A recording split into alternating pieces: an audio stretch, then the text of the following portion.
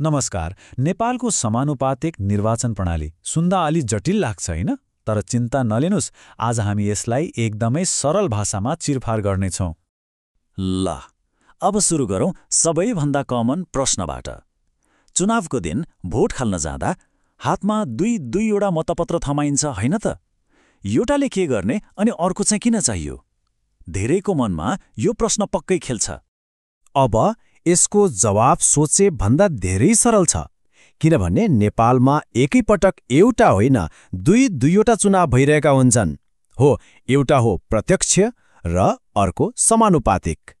भन्नुको मतलब हामीले हाल्ने एउटा भोट त आफ्नो टोल छिमेक आफ्नो क्षेत्रको उम्मेदवारको लागि हो, तर अर्को भोट त्योभन्दा कता ठूलो सिङ्गो देशकै लागि हुन्छ।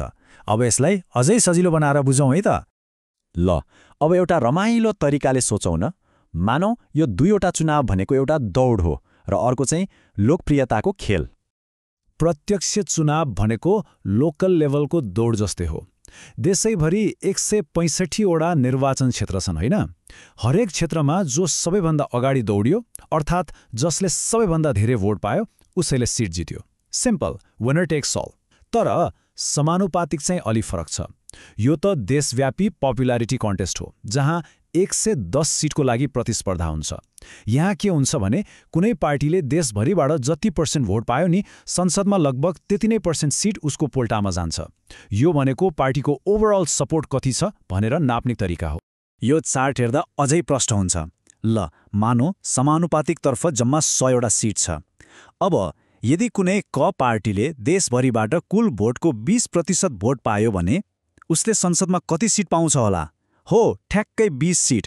जति प्रतिशत भोट उति प्रतिशत सिट। हिसाब एकदमै सिधा छ। ओके, कन्सेप्ट त बुझ्यो। त व्यवहारमा यसले काम चाहिँ कसरी गर्छ त? ल अब त्यो पनि हेरिहालौँ।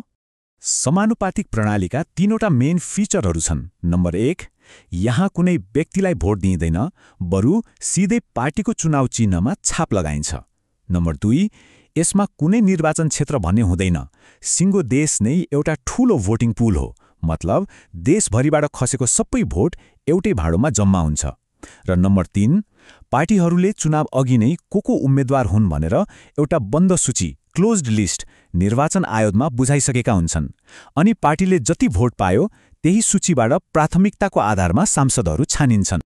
अब एउटा महत्त्वपूर्ण प्रश्न उठ्छ। आखिर यस्तो प्रणाली चाहियो नै किन त? प्रत्यक्ष चुनाव मात्रै भए के बिग्रिन्थ्यो र? हो, यसको पछाडि केही गम्भीर र महत्त्वपूर्ण उद्देश्यहरू छन्। यसका खास गरी 3वटा ठूला फाइदा छन्। पहिलो र सबैभन्दा महत्त्वपूर्ण हो समावेशिता। प्रत्यक्ष चुनावमा पैसा र शक्तिको दौडमा पछि पर्न सक्ने महिला, दलित, जनजाति र अल्पसंख्यक समुदायका आवाजहरूलाई संसदसम्म पुर्याउने यो एउटा ग्यारेन्टी जस्तै हो। दोस्रो, यसले हरेक भोटको सम्मान गर्छ, जसको बारेमा हामी एकैछिनमा कुरा गर्नेछौँ। र तेस्रो, चुनावमा घरदैलो गर्न नसक्ने तर देशलाई चाहिने विज्ञहरू जस्तै कलाकार, डाक्टर वा विशेषज्ञहरूलाई संसदमा ल्याउने यो एउटा बाटो पनि। अब अघि भनेको हरेक भोटको सम्मान भन्ने कुरालाई बुझौँ। प्रत्यक्ष चुनावमा के हुन्छ? आफूले भोट दिएको उम्मेदवारले हारेपछि त्यो भोट खेर गयो जस्तो लाग्छ होइन? तर समानुपातिकमा त्यस्तो हुँदैन। यहाँ पार्टीलाई दिएको हरेक भोटले पार्टीको कुल भोटमा जोडिन्छ र सांसद छान्न मद्दत गर्छ। भनेपछि कुनै पनि भोट खेर जाँदैन। त्यसो भए अन्तमा यी दुई प्रणालीको सार के त? सार यही हो कि हाम्रो एउटा मतपत्रले आफ्नो क्षेत्रको लागि एकजना प्रतिनिधि छान्छ भने अर्को मतपत्रले चाहिँ सिङ्गो देशको राष्ट्रिय समीकरण बनाउन मद्दत गर्छ।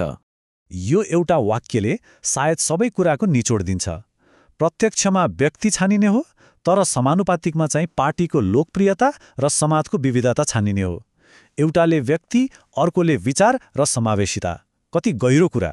तर यी सबै कुराको बीचमा एउटा ठूलो प्रश्न भने बाँकी नै रहन्छ। हाम्रो देशमा साँच्चीकै सबैको प्रतिनिधित्व हुने संसद बनाउन यो प्रणाली कतिको सफल भयो त?